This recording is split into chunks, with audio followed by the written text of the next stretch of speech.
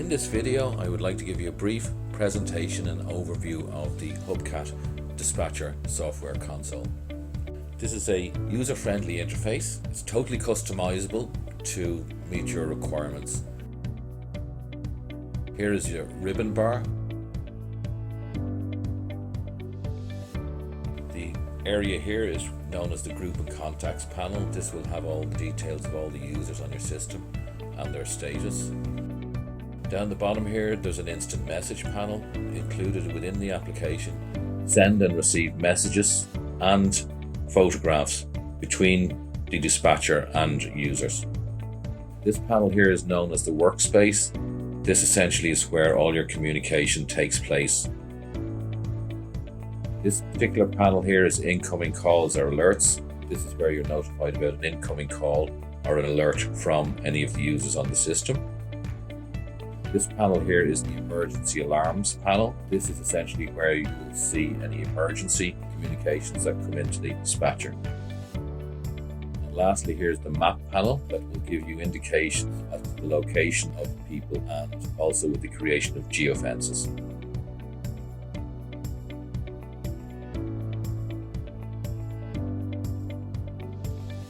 This is the Group and Contacts panels. You have capability to make customized groups and to send a communication direct to those groups. Within the contacts, you can select one or more individuals to which you can establish communication directly with in a private channel separate to the main group channel.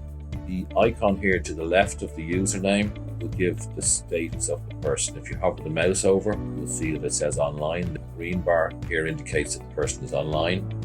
The grey bar indicates that the person is offline. On the right-hand side of the screen, a green icon microphone indicates that the user is available, and a red microphone icon indicates that the user is unavailable. To start a communication with a person, you basically highlight the person on the list with your mouse. Just click on the green microphone icon.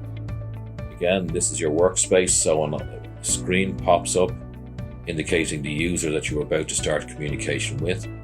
To start communication, use your mouse or spacebar to push on this icon and release when you're finished speaking. Hello, test 1, 2, 3.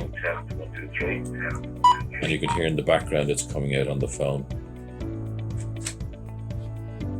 1, 2, 3, 4, 5, 6, return of test. That was the user returning. When you're finished the call, it's simply a matter of clicking the X. You can select one or more individual. When you've selected these, you initiate a private communication just with these individuals. To start this communication, you literally just drag and drop into your workspace area. And again, the icon comes up, and this is where you initiate a communication directly just with those three individuals. And when the conversation is finished, you just X to complete the conversation. Down here is an instant message box, totally independent messaging system where you can send a message to an individual.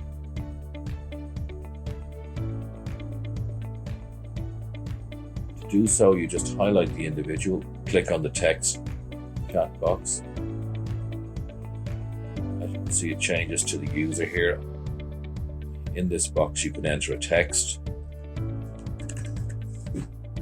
and hit on the send. It's very similar to the current messaging systems that you see out there, but it is totally independent and is very fast in terms of sending the communication.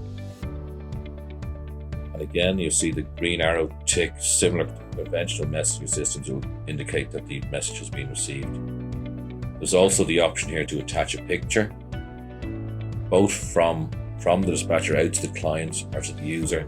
And again, the user can attach a photograph from his gallery or from the camera and send it back to the dispatcher. If we move to this panel here, it's incoming calls or alerts.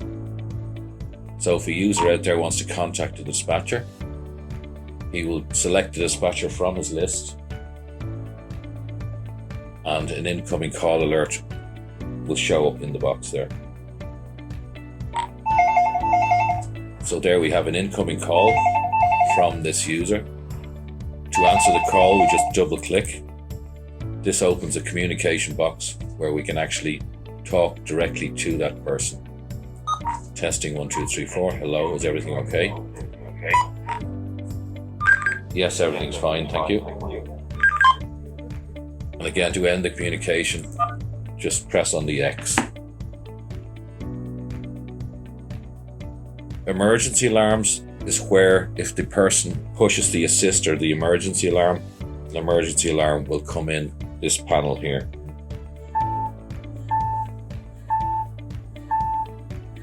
Emergency on. And you can see it gives an audible sound and it indicates here that there's an emergency alarm coming in. To respond to the alarm, highlight the alarm, click approve, and then you hit emergency call, and this allows you to open a channel directly with the user.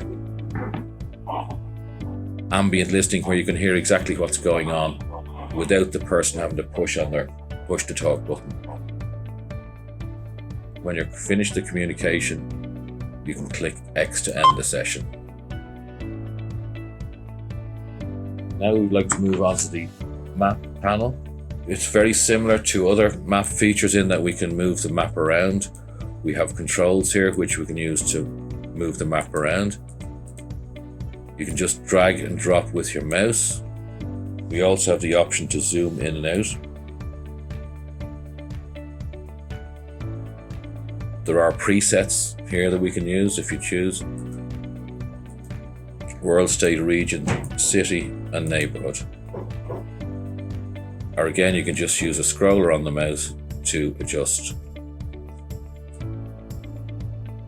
On the map, to locate a person or an individual, we just click on the crosshair here, and that will bring us to the location of that particular user.